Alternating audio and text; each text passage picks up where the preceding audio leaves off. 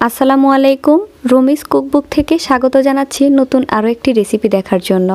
আজকে আপনাদের সাথে শেয়ার করব চালের গুঁড়া দিয়ে ঝটপট নাস্তার রেসিপি। মাত্র 20 মিনিট সময় হাতে নিয়ে এই পিঠাটা তৈরি করে নেওয়া যায়। সকালে কিংবা বিকালের নাস্তায় তৈরি করে নেওয়া সহজ, আর খেতেও হয় ভীষণ মজার।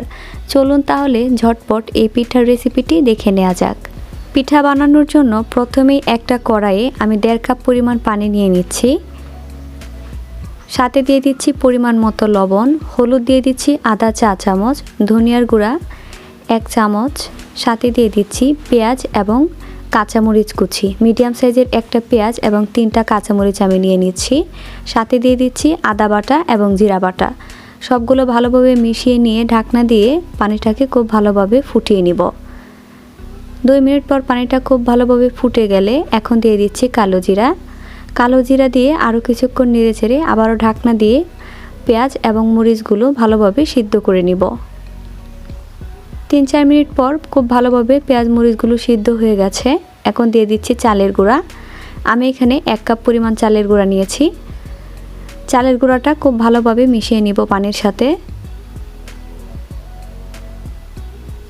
ভালোভাবে মিশিয়ে নিতে হবে। এই পর্যায়ে চুলার আঁচটা বন্ধ করে দিতে হবে। চুলা বন্ধ করে দিয়ে আমি ঢেকে রাখবো 2 মিনিটের জন্য। 2 মিনিট পর ঢাকনাটা উঠিয়ে এখন দিয়ে দিব ধনিয়া পাতা কুচি। ধনিয়া পাতা এই পর্যায়ে দেওয়ার চেষ্টা করবেন, নয়তো ধনিয়া পাতার কালারটা পরিবর্তন হয়ে যাবে। ভালোভাবে মিশিয়ে নিয়ে আমি আবারও ঢেকে রাখবো 5 মিনিটের জন্য।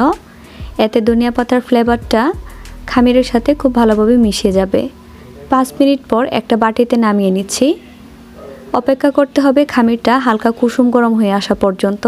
একদম বেশি ঠান্ডা হয়ে গেলে খামিরটাকে মথে নেওয়া একটু ঝামেলার হয়ে যায়। চেষ্টা করবেন কুসুম গরম থাকা অবস্থায় খামিরটাকে মথে নেওয়ার জন্য। খামিরটাকে যত ভালোভাবে মথে নেওয়া হবে পিঠাগুলো ততই পারফেক্ট হবে। আমি চেষ্টা করছি খামিরটাকে ভালোভাবে মথে নেওয়ার জন্য।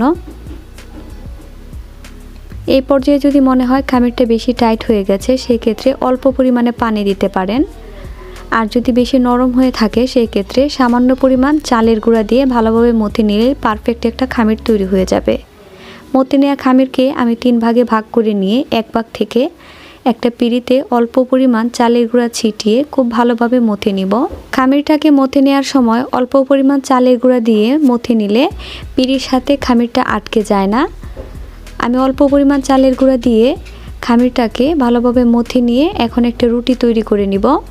রুটিটা খুব বেশি মোটা বা পাতলা হবে না, মিডিয়াম সাইজ হবে। দেখে নিশ্চয়ই বুঝতে পারছেন আমি খুব পাতলা বা খুব মোটা করে কাটিনি। এখন 2 সাইড থেকে কেটে নেব। প্রথমেই মাঝখান থেকেও কেটে নিয়ে 2 পাশের যে অমসৃণ অংশটুকু আছে সেটুকু বাদ দিয়ে তারপর এরকম লম্বালম্বি করে কেটে নিব। আপনারা চাইলে গোল কিংবা নিমকি স্টাইলেও কেটে নিতে পারেন। আমি একটু লম্বালম্বি করে কেটে নিচ্ছি। সবগুলো আমি একইভাবে কেটে নিয়ে তারপর ভেজে নিব। প্রথমে একটা ট্রের মধ্যে আমি রেখে দিচ্ছি, সবগুলো বানিয়ে নিব। একইভাবে আমি বাকি রুটিটাও বানিয়ে নিচ্ছি। সবগুলো পিঠা বানানো হয়ে গেলে মিডিয়াম টু হাই হিটে তেল গরম করে নিয়ে আমি পিঠাগুলো দিয়ে দিচ্ছি তেলের মধ্যে। খুব বেশি আছে ভাজা যাবে না, লো টু মিডিয়ামের মাঝামাঝি রেখে আমি পিঠাগুলোকে ভেজে নিচ্ছি। কম আছে ভাজলে পিঠাগুলো ফুলকো হবে না, বেশি আছে ভাজলে পিঠাগুলোতে কালার চলে আসবে তাড়াতাড়ি, কিন্তু ভালোভাবে ভিতর থেকে কুক হবে না। সবগুলো পিঠা ভেজে নেওয়া হয়ে গেছে, এখন আমি নামিয়ে নিচ্ছি। এরপর বাকি পিঠাগুলো আমি একইভাবে ভেজে নিব। একটু সময় নিয়ে পিঠাগুলো ভেজে নিতে হবে। প্রতিটা পিঠার ব্যাচ হতে 3 থেকে 4 মিনিটের মতো সময় লাগবে। আমি সবগুলো পিঠা একইভাবে বানিয়ে নিয়েছি।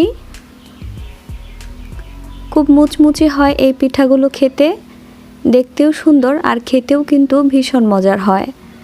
আপনারা চাইলে সকালে কিংবা বিকালের নাস্তায় ঝটপট এই পিঠাটা তৈরি করে নিতে পারেন। ধন্যবাদ সবাইকে।